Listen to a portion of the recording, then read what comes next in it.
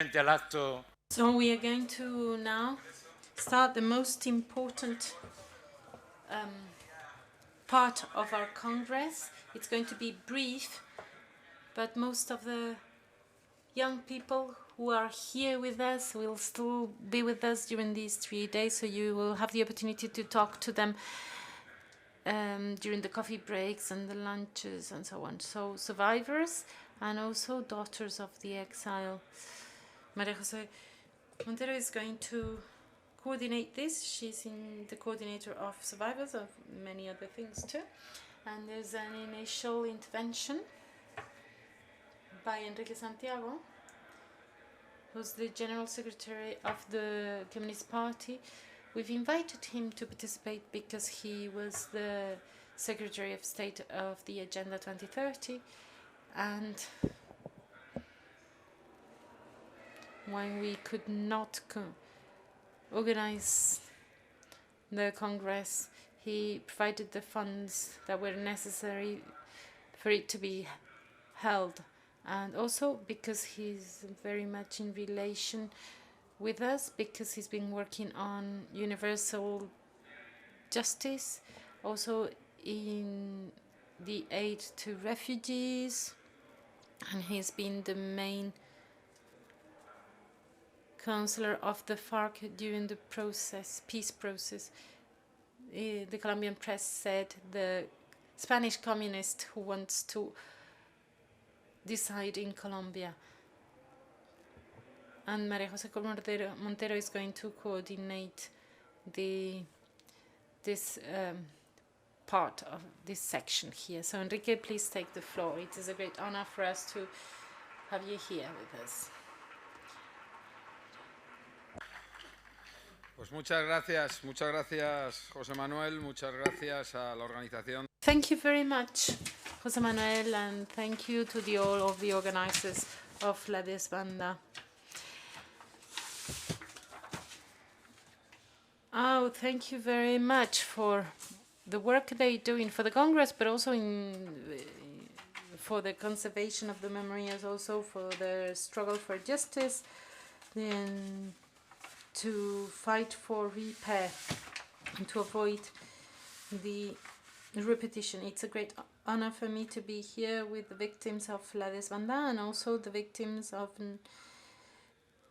the Nazi regimes, fascism, victims of the repression in Spain during the dictatorship after the Civil War.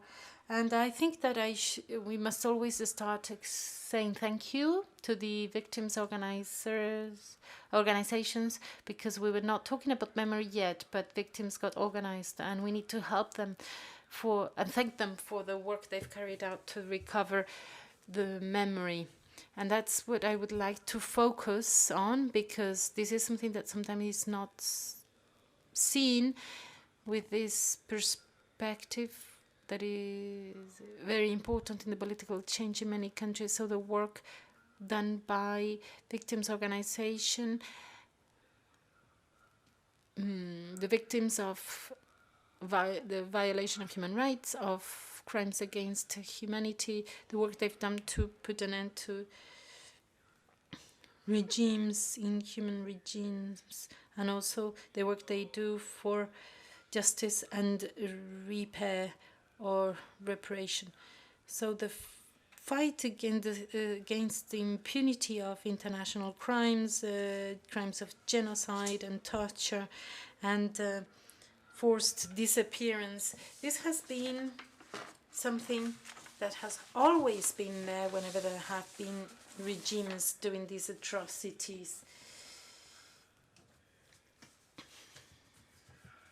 In the case of the Nazis regime, well, it was just so serious what they did that there was nothing that defined that kind of crime. The crime of genocide was defined later on, after the defeat of Nazi fascism, because up to that moment, no human brain had been able to imagine such a crime. So there was not crime defined as such in the law. an extermination, industrial extermination design of complete groups of people. That's how we identify and define the Nazi fascist regime, the extermination of groups of people in industrial ways because of political positions like communists, trade unionists, simply also other people that they wanted to exterminate for racist reasons and so on.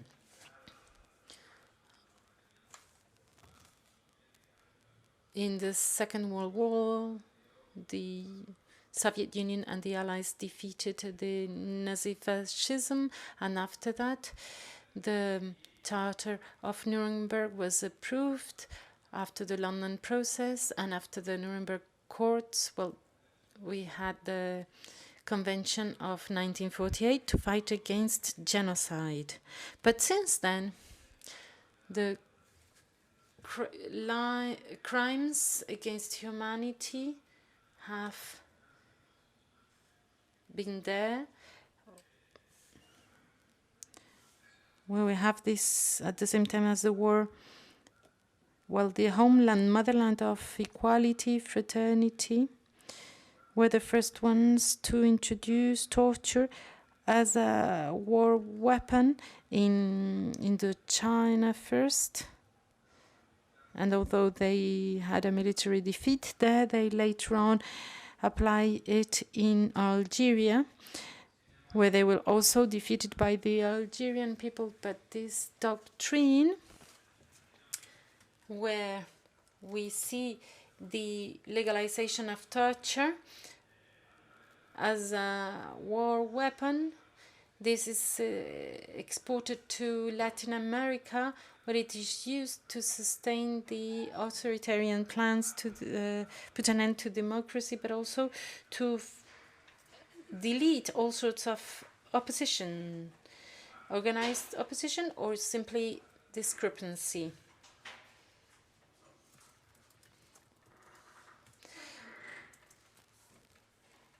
Mr. Ibero, an Argentinian, said, well, little by little, had to eliminate opponents, but also in those who were indifferent to the authoritarian regimes. And the most cruel of all of these dictatorships, the 1976 Argentinian dictatorship, well, very quickly there were victim organizations claiming against the disappearance of human beings, because that's probably the worst of crimes against humanity, not knowing what happened to the victims. It is something that goes against the society as a whole, where it was said that even if there were movements claiming where these people were and asking to have information about those people to know whether they are detained or not, well, the fact of not giving an answer to all this, and this meant that, well, it could be even worse for the society. So we have the mothers of the May Square, and well, this is a terrible suffering, in fact, for the society. I'm not sure if we really value the role of these women in this struggle for the rights of victims.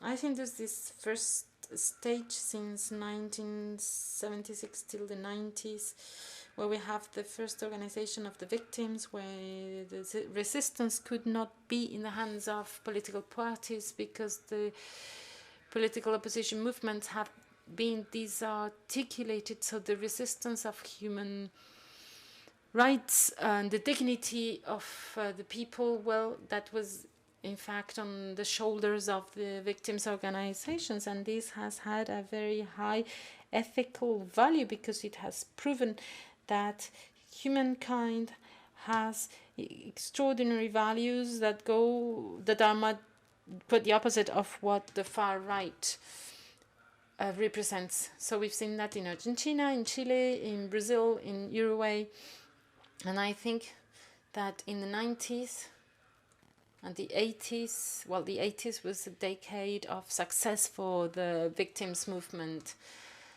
Just as, well, it was possible to express the horror of the dictatorships. This was not easy to be done in our country. This was unknown also because of the extermination that was carried out in Spain. Well, it was known that there was a dictatorship, but no one really knew the kind of crimes had taken place. In 1984, the United Nations approved the Convention Against Torture. It is precisely where the victims of all these dictatorships had brought their voice and were claiming their rights at the highest. And then in the 90s, there was a disappearance of the military blocs from the geostrategic point of view. It was a special period, and there was a victory of the movement against impunity. The dictatorships in Latin America were falling. And, well, with the disappearance of the Soviet Union, there was a period of time where there was no enemy for the big business of the US, the war business. So those years allowed many organizations to advance in the fight against impunity, making good use of the Convention on Humanitarian Rights, also the pacts on social and human rights, the Convention Against Torture. All these international conventions had not been implemented, in fact, during the Cold War, and they dated from the 40s, most of them. Then in the 90s, during this decade of opportunity, there was a great advance in universal justice as a mechanism to protect human rights and to fight against impunity. And great advances were achieved. It was the golden age of Spanish justice after the dictatorship in our country. Well, it becomes a reference of prosecution of international crimes, like in the case of Argentina, Chile, and the military board of Guatemala. Pinochet was detained in London under the international award of detention by Judge Garzón. Also, Alonso Strilingo, who participated in Argentina, was also detained. So in 98, we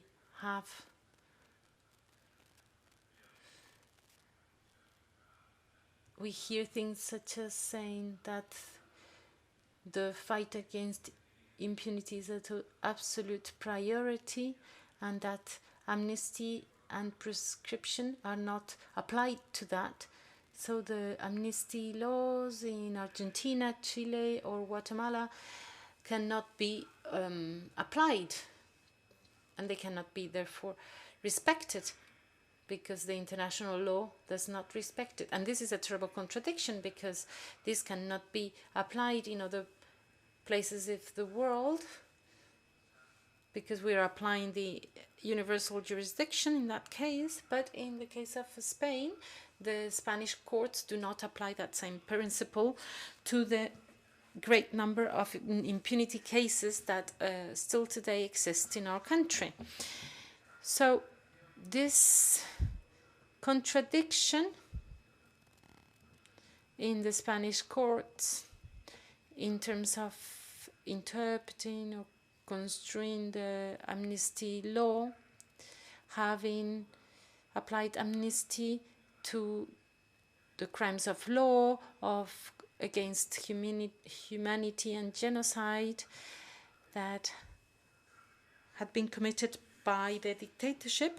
Well, the Spanish court said that that kind of crimes could not be subject to amnesty in Guatemala, Chile, or Argentina, but they could be subject to amnesty here in Spain. That same kind of crimes. And this is, well, the triggering point for the states to start considering what was going on in the justice system, which was not cleaned after the dictatorship. And the Judge Garzón accepted the claim presented by the victims' organizations against the dictatorship, and this,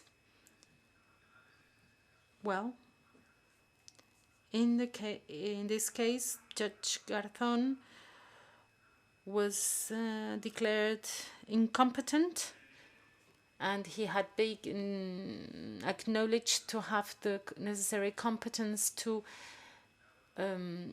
persecute those crimes in other countries, but not in Spain. And there are tricks, so some tricks were used to be able to disqualify the judge and declare him ineligible. And since then, we still have to fight against impunity, because, of course, those contradictions that have been made patent in the judicial apparatus in Spain, well, things had to be done about this. So I'd like to thank the work carried out by the victims' organizations to fight against impunity in other places of the world, from Spain, also the work carried out to fight against the impunity of Francoism, also the enormous effort of the claims in Argentina against the crimes of Francoism, in order to demonstrate these contradictions. But also it was a great opportunity for Argentina to show solidarity to what was done in Spain with the trials against the crimes against humanity that were committed in Argentina, and also in the case of Chile. And since then, we've seen thousands of people who have been persecuted in Argentina and in Chile thanks to this. And this is a work that is still open and in development. In Spain, there's been an important debate in the movement against impunity and the victims' movement about the frustration we all feel when we see that we cannot advance with specific measures in the struggle against impunity. I believe that, of course, well, we have the situation where death extinguishes criminal responsibility, and this means that time, well, has made it impossible for us to take the actors of those crimes to the courts because they've died. And of course, we must not forget that the dictator here in Spain died in his bed. And in any case, the judicial apparatus has taken a very, well, not professional attitude. Also, it's been very a coward. This was a coward attitude. And, well, the Spanish law of amnesty was a victory for the communists, and they considered that this law was the one responsible for the impunity of the perpetrators. Because before that law was passed, already with the approval of the Letter of London, with the London Principles, in order to create the Nuremberg Court, and also with the Conventions of 49 against the war crimes, and also the Convention on Torture, there have always been in the international law sufficient rules that determine that this type of crimes may not be subject to amnesty. And therefore, we've seen, well, saying that it is the law of amnesty that doesn't allow to work against those crimes in this country. Well, this was a dirty way of getting away with it. So the government, well, wanted to make it clear that, well, that way no judge would have to study what the international law has established over 50 years ago, and now we have an explicit rule that says that according to international law of civilized nations, crimes against humanity and crimes of torture may never be subject of amnesty. So I would like to thank the victims' organizations for fighting for the right, for the truth, the justice, reparation, and also the non-repetition of all these terrible actions.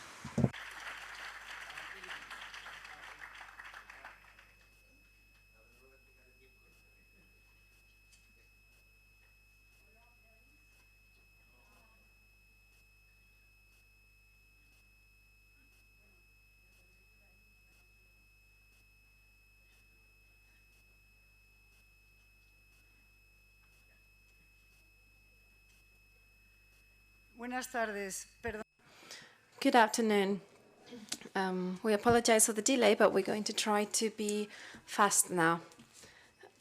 In the panel, apart from Enrique Santiago, we have 3 people who are survivors from the road.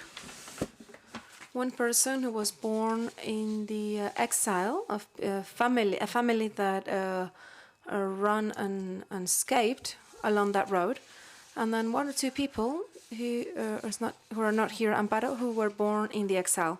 So how are we going to organize it? To make it very fast, I will just give some information on each one of them. And I'm going to ask them a question so that they can talk about that precise question. What I would like to do, and I know that you really want to ask them a lot of questions, it's better if we have the dialogue here. I know it's going to be complicated, but let's try to have it a dialogue between all of you and them and him, because that's a way in which you can get to know each other. Although, as Peter said, all of these days you can talk to them anywhere here in these premises. We're going to start with Ana Pomares. She was 9 years old on the 7th of February of 1937. And here she is. She's been the victim of 4 processes of exile, because from Almería they moved to Oran, Algeria, on a boat, and then they went to Barcelona and then Valencia. And then they came back to... Well, now she lives in Algeciras, but before they came back to Almería. So there is a book about her written by Fran Martin, which is called The War in My Eyes, The 4 Exiles of Ana. Ana, this is my question for you. What memories do you keep of that road, of the arrival to Alicante and then Oran? And please try to be very concise, very brief. Ana.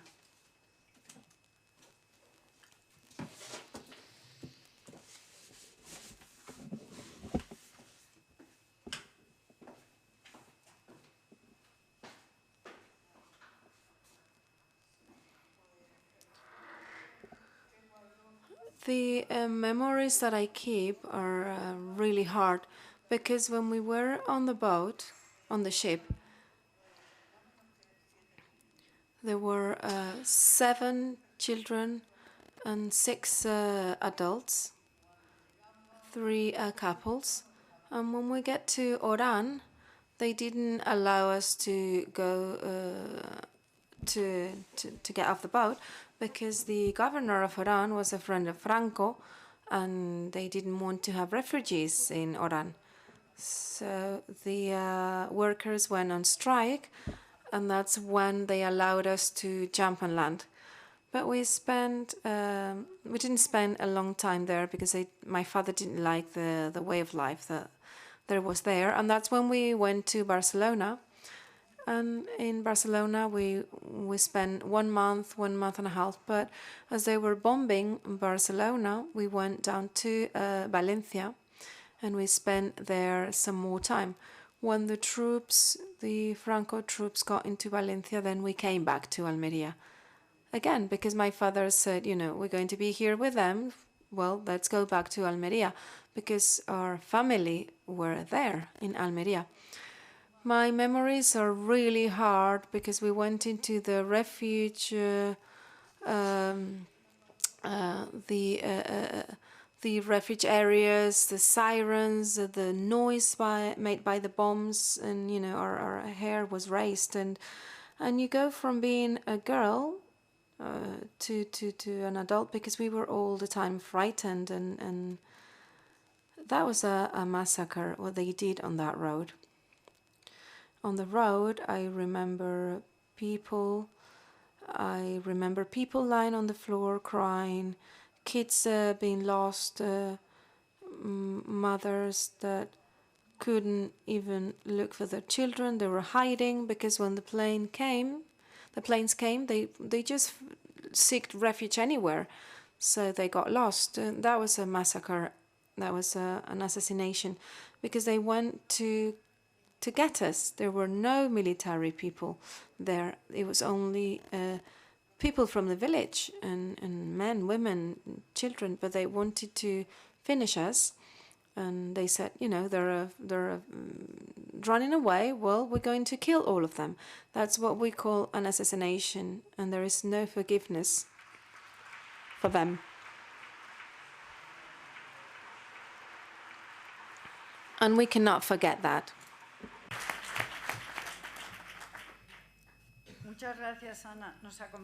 Thank you so much, Ana. We have Manuel Triano here. He walked the road being 6 months old in the arms of his mother. They reached Alicante, and there they had to build a cave to protect themselves. Manuel, I was going to ask you, your mother is the one who's told you everything that happened on that road because you were just a baby. You cannot have memories of it. So tell us what you would highlight out of what your mother told you. Well, I have to highlight the same thing that Anna has said and what we have said for a million times. That was a mass killing. That was a mass assassination. I will kill you because I want to kill you. Nazis, fascists killing Spanish people killing Spanish people, people that had nothing to do with the problem. They were evil, and they were in charge of that terrible horror. And they kept on doing it after the war.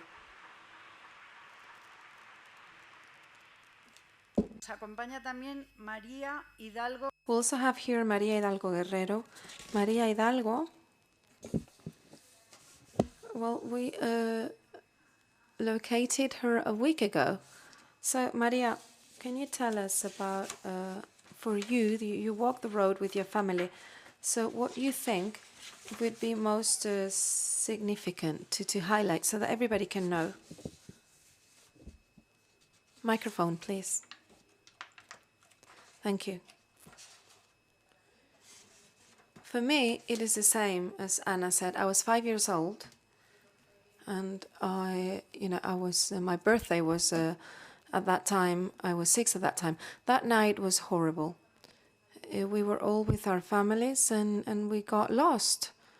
We walked, we wandered around, and everybody got lost. So my father took my sister and me, and my mother had to go somewhere else. The whole of the family got lost, and we were so many people. My aunt had 5 children, and we lost all of them. One of the childs, we saw him on the track, and when he saw us, he jumped from the truck and he broke a leg. I remember my uncle put some kind of a bandage with the belt, and of course, he had broken his leg, but my uncle tried to help him. He was crying. It was so horrible.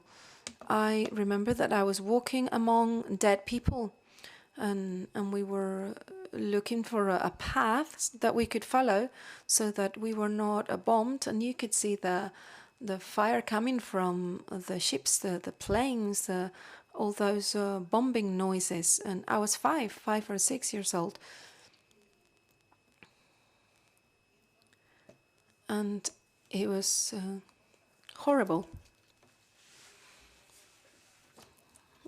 We went to Almería. And I don't know anything else about it because I was very little, but we were so scared. We couldn't talk about anything. So my father was punished when we came back because my mother didn't know if we were alive or dead. We were sent to Malaga, and after 3 years we couldn't know that my mother was alive. And another sister of mine, and my grandfather, who was found on the road. So it's like I cannot believe it. I cannot believe what happened. But I was a little girl. I remember we started walking at night. I was carrying something like a towel or something around me. It was the night. Why? Because my uncle said, "They're going to kill us. They're going to kill us," and we all started running. And then later on, it's when the worst things came. Too much. It was too much. It was horrible.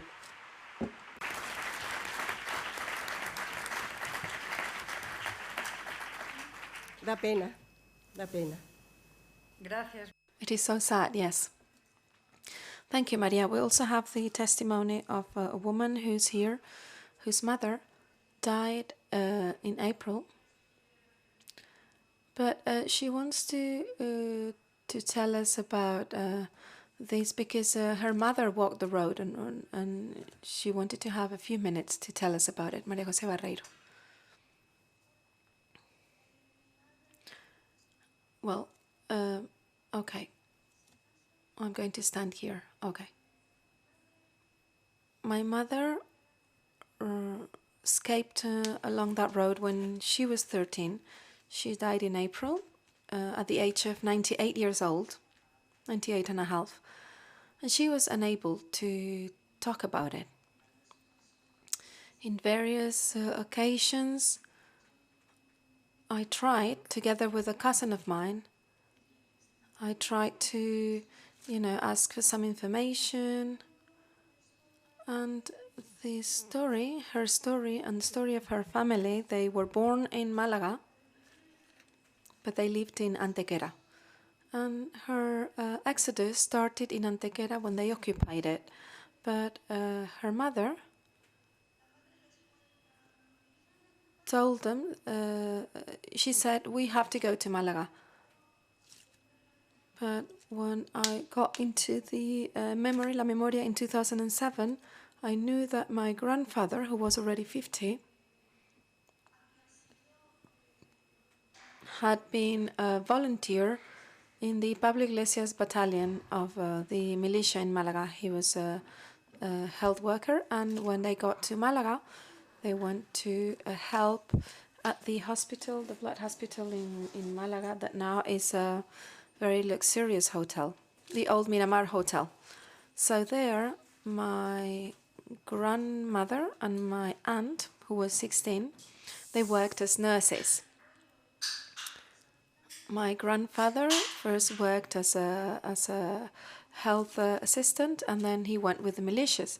As the girl, who was my mother, was 13 years old, and the atmosphere at the hospital was not a good one, he got into this school group of UGT for teaching. And from there, on the 7th of February, these schools evacuated all the children, and my mother left with no family. With these schools, well, they were places that were very much protected during the Republic, but she left without a family under the bombings.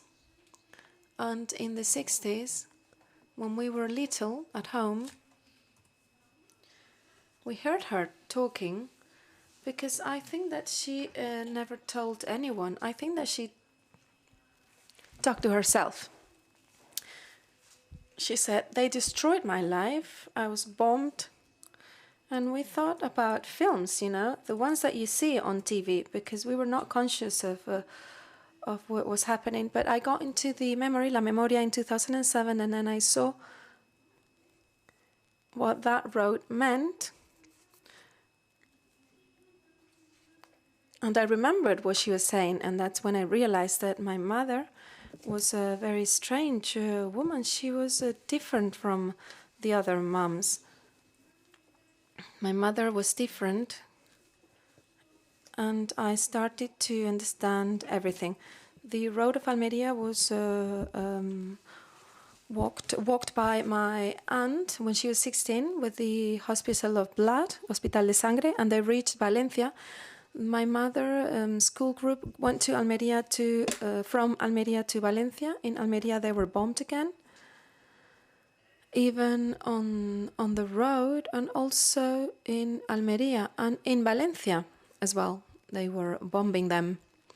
So she was in two schools in Valencia that have been studied by a historian from Valencia, Cristina Escriba. And I told her about this school from Malaga. And judging by what my cousin said, my grandmother and my grandfather were traveling together, and they stayed in Motril, in the front of Motril.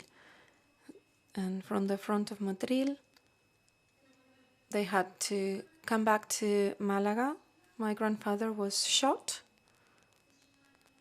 in the summary that doesn't appear. I already told you about that. And I wanted to mention something which is peculiar, and people do not usually know about this. I have a Marine from Ferrol who was executed, and he was part of Cervera, and he was shot. The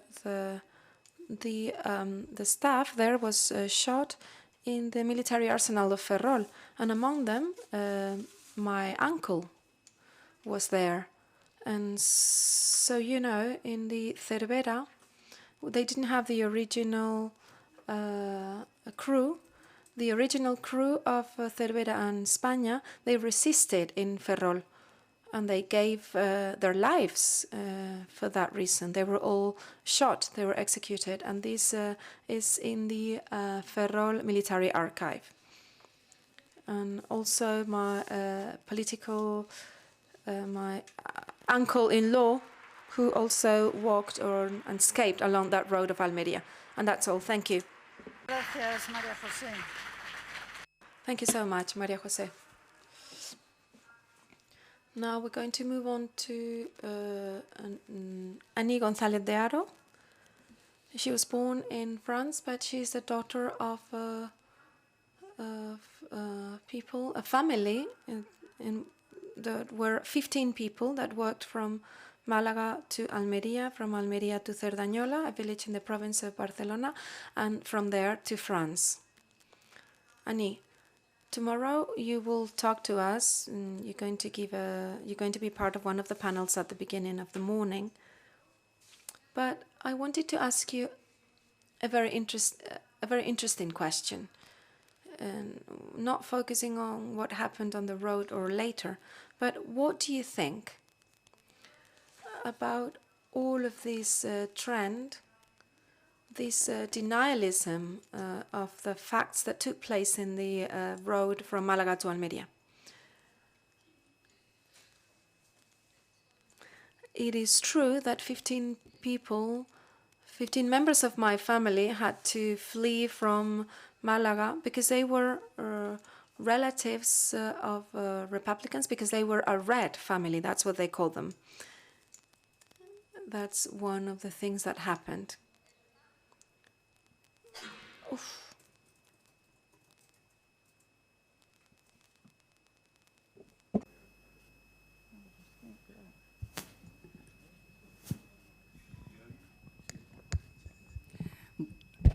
¿Ya está? Bueno, entonces 15... So, 15 people, 15 members of my family had to escape from Malaga because they were the relatives of a Republican family and they were called a red family. So, I was told by my sister the story. She was 12 years old when she was part of this Desbandá. She told me many times, and even nowadays, she's 98 years old, and when we talk, she always tells me about that road.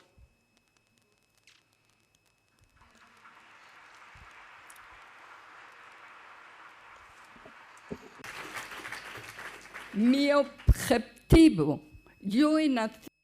My objective, I was born in France. My objective since the year 2000 is for people to get to know the War of Spain,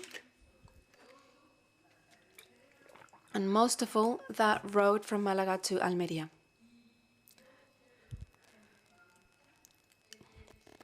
And in France, I have given talks in high schools, in different conferences, talking about what, well, I don't know if I can talk about a genocide, but the objective that I have, because,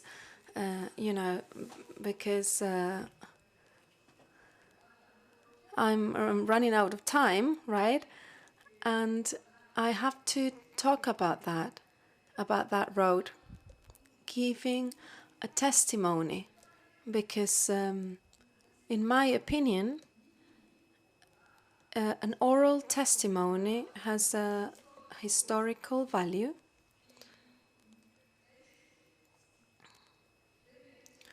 And we can see that about this road from Malaga to Almería, there is not one or two testimonies.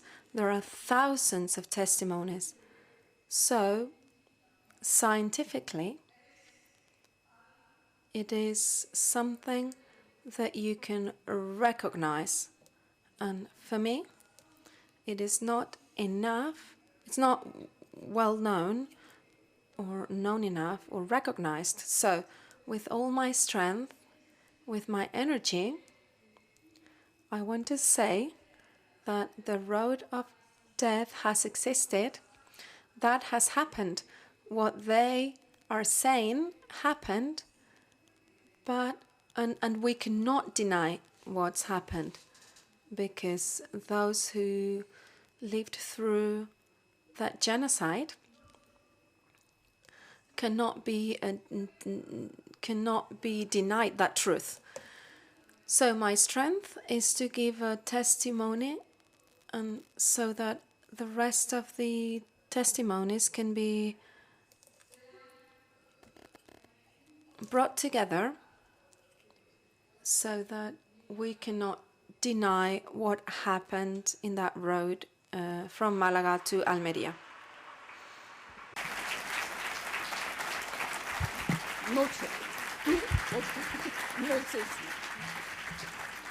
Es fantástico encontrar. It is great to find these women with this strength that is contagious. Okay, and we have 3 other women here women from exile. They're the daughters of the exile. So I'm going to give the floor first to Anastasia Sakos. Anastasia, I will talk about you briefly, and I'm going to ask you a question, like I do with everybody else. Anastasia was born, her mother was from Albacete, and her father was an international brigadist. He came with the Lincoln Brigade because he came from the United States. He got part of the brigades in the year 36. He met her mother. The family was against this marriage, and they ran away to France when the brigades left in the year 38. Her mother was already pregnant with her, and her parents were separated, and they were brought to different concentration camps. Anastasia was born in a concentration camp in Normandy, in Vallers, if I remember well. So they came back to ask for their documentation to be able to continue traveling to the United States. They came back, but he couldn't come back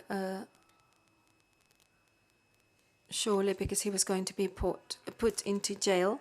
So Franco closed the borders, and since then Anastasia has not been able to see her father. This is a very hard story, and we thank you for being here. So, one question. What was your childhood and adolescence like in Albacete with your grandparents? Because your mother died when you were very little. Without your father, how do you remember that childhood in that grey, sad Spain and harsh Spain, especially for you, with your grandparents in a very hard atmosphere? Good afternoon. It's hard, yes. I still have a knot in my throat and in my heart when I have to talk about this. As Maria José said, my parents got married against the will of my mother's family. So there were 6 siblings, and my grandfather said, whoever leaves the house to accompany their sister, do not come back, the door will be closed. Nobody dared to do it then. You know what life was like at that time. My parents had to run away, as many other people, in terrible conditions, in trains that were devoted to livestock, without being able to breathe properly. My mother was pregnant and she had some heart problems. They crossed the border and they were taken to different places. My father was taken to Normandy, and there in Normandy in August of 1939 I was born. After some time, I have a picture, the only picture that I have with my father. I think I was like 1 month or 2 months old. The only picture that I have with both my parents. In Normandy, my father said he came from the United States and he had his job there. So he said, let's go to the United States. That's when they were thinking that the Second World War would start. As we were escaping, they left with no documents, no documentation whatsoever. So my father said, you go, because I cannot go back to Spain. You go get our daughter. Then their grandparents can meet her, and then we'll get together again. When my mother got there with me, Albacete closed the borders, so they couldn't see each other again. For some time, my father lived in Portugal trying to cross a border, but he couldn't. I have many letters and documentation. For some time, my father in Portugal, he lived in Lisbon in the house of a family, and this was a young family. They had a daughter, and they named her Anastasia. So for me, this is a clear proof that my father was someone this family appreciated very much, loved very much. So for them, this was proof of love, so that their baby would have the same name of I had. So well, the situation is very complicated in my life because I'm very thankful to my mom's family. My mother died when I was 5, so it was my mother's family who educated me, and it was my grandparents and my uncle and aunt who took care of me. And I have really bad memories. The best education you could get was going to school run by nuns, and so I was sent to that kind of school, and my aunt got the information about the uniforms I required and so on. And the first day of school, I was 7 years old, and then the nun came to the door, to the gates, and told my aunt that I couldn't go to that school, and she couldn't understand because she said, well, we wrote her name on the list, and we've just but the nun said that they had learned that my father was a brigadist, he was a red, and therefore that I couldn't be admitted to that school. And I saw my aunt crying, and I couldn't understand what was going on. So for all my childhood, I was the red's daughter. When I finished my schooling and I wanted to become a teacher, I was told that I couldn't register at the school of teaching because I had no nationality, because I didn't have my documents. So I've been someone without a nationality for so many years. And then some people may ask me, why didn't you look for your father? And well, anyone here knows that it was really difficult. You became of age when you were 23. I had never worked. My family wasn't willing to help me go and look for my father, because that would mean going away from them. They had lost their daughter, and they didn't want to lose their granddaughter. And it's a terrible story, and I'm really moved by this. I feel like crying when I tell my story. And the other day I heard that in the party Unidas Podemos in Albacete, that is where the brigades, international brigades, were concentrated, and there's been a claim for Albacete to be declared the city of the international brigades. And I'm going to dedicate a lot of efforts to achieve this, to make this become a reality, because these people were very important in Spain, and they had left a great print in Spain.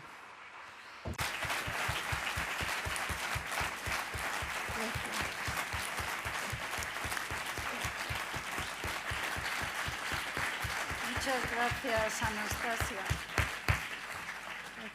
Bueno, vamos a ver, tenemos... Thank you so much, Anastasia. Amparo Sánchez Monroy is also here with us. And, well, earlier we heard her magnificent presentation about her life in the concentration camps and the prisons in France. So, Amparo, I'm going to ask you a question directly. Thank you also for your previous intervention. My question is the following: how have you rebuilt your identity after being in exile for so many years? Because you were exiled, you left when you were 1 year old, then you were in France, then you had to come back to Barcelona and Toledo because you didn't have the right to study there, because you didn't have the French nationality, and then you went back to France when you managed to obtain the double nationality. So after so many years coming and going and the exile, how have you been able to build the strength you have and particularly your identity?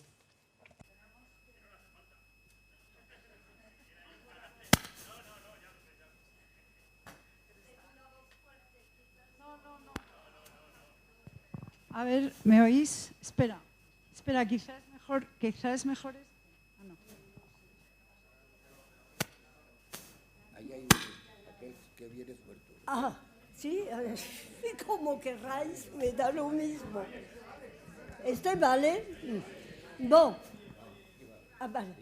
Sí. Pues, con uno tengo bastante. With just one mic, it should be enough. As I said earlier, the fact of having started my life surrounded by wires is something that goes with you, stays with you throughout your life, because it breaks and roots you from your origins, but also because it breaks the social mechanisms that joins generations and leaves you without any references. So that means that sooner or later the problem of the identity will appear, will emerge. Who am I? Am I French or am I Spanish? Taking into account that we've been in exile for nearly 40 years. Such a long exile. Extremely long exile. So this issue of the identity is really serious. Am I Spanish or am I French? I'm Spanish in Spain, French in France, or foreign in both. And I don't want to monopolize the word, but I believe that this topic could be the theme of a future Congress. Don't you think so, Pepe?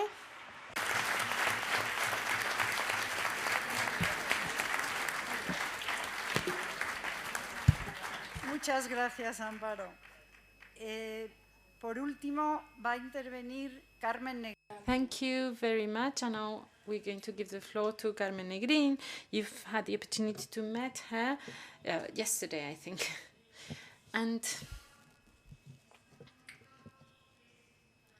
she's the honorary president of the Juan Negrín Foundation in the Canary Islands, and she's lived in many different countries for many reasons, also for professional reasons. She's worked in the UNESCO for a long time, for many years, and that's what my question is going to be related to. For you, taking into account the values that were conveyed to you by your grandfather, with whom you could live for many years, how important is education for you in the recovery of democratic memory?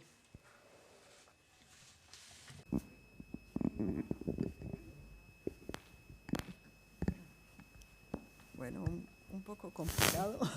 It's a bit of a difficult question. Okay, I will try to do my best. One of the obsessions, but passions, I'd say, not obsessions, but passions of my grandfather was precisely education. When he started working, he was a teacher. Before he came back to Spain, when he was in Germany studying, the World War started, and he was he worked as a replacement teacher for the teachers who were living for the front, and then he came to Spain they were living to the battlefield. So what he taught us, he conveyed to my brother and myself, is that if you want to do something in your life, you need to do this through education. And in the case of historical memory, that's more or less the same. Also, like as it goes for a country.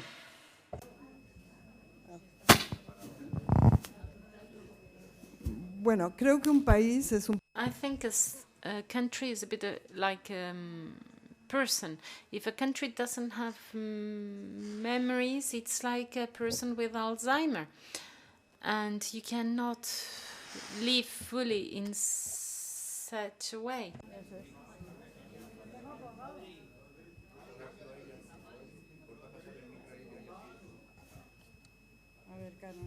A ver, no.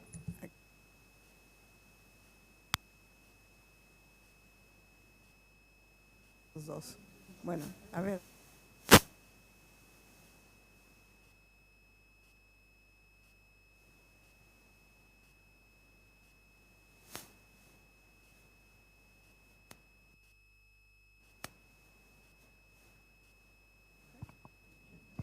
Y ahora, a ver si no se interrumpe. Vamos. Okay, let's see if now it works.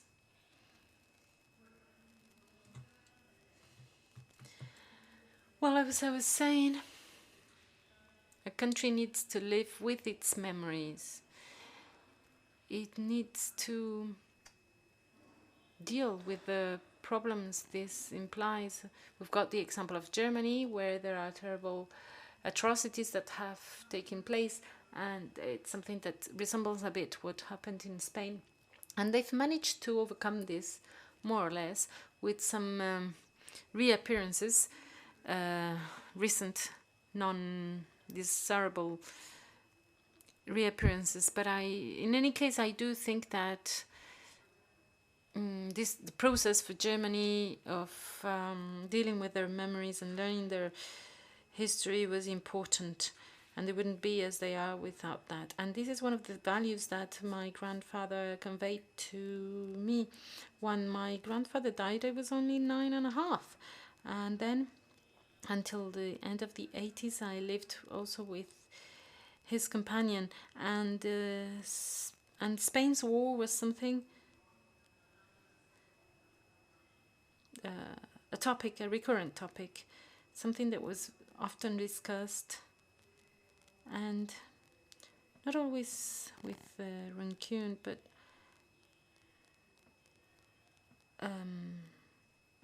in a more or less objective way. He wanted to do this best thing possible for the Spanish people while he was a member of the presidency of the government, and also later on when he was involved with the Marshall Plan and so on. I am an American citizen, and I heard many people criticize us, and he explained to me that they were good American citizens, and there were some others, also the Quakers, who helped so much. So the answer was never a black or white answer, simplified. No, an answer would always be complex, to try, and analyze, as well as to develop the critical spirit, and also independence, freedom, and curiosity in each person.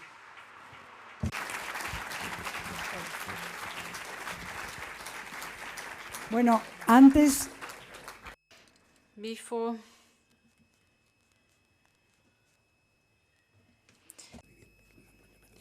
A ver, antes de dejar unos minutos para que... So, before we give you the opportunity to intervene, I'd like to read here the list of the survivors who we know that are still alive, the survivors of the road of death, people who could not join us.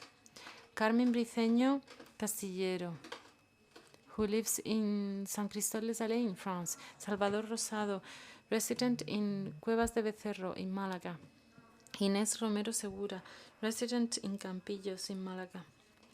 Fermín Liberto and Pasión León, residents in Jimena and Algeciras. And Pasión, I think she lives close to Malaga. Carmen Tejero, resident in Montero in Barcelona. Luisa Vecino, resident in Almería. Maruja Torres Carrasco, resident in Ronda in Malaga. Antonio García, resident in Salar in Granada. Isabel Ruz, resident in Malaga. A round of applause to all of them.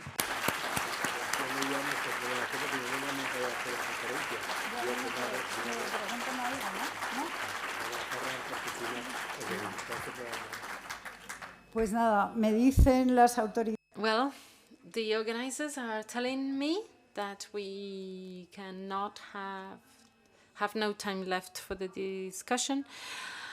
I'm really sorry for this, deeply sorry for this. It's a pity because we're going to miss this, but thank you in any case, and we can meet and chat in the hallways.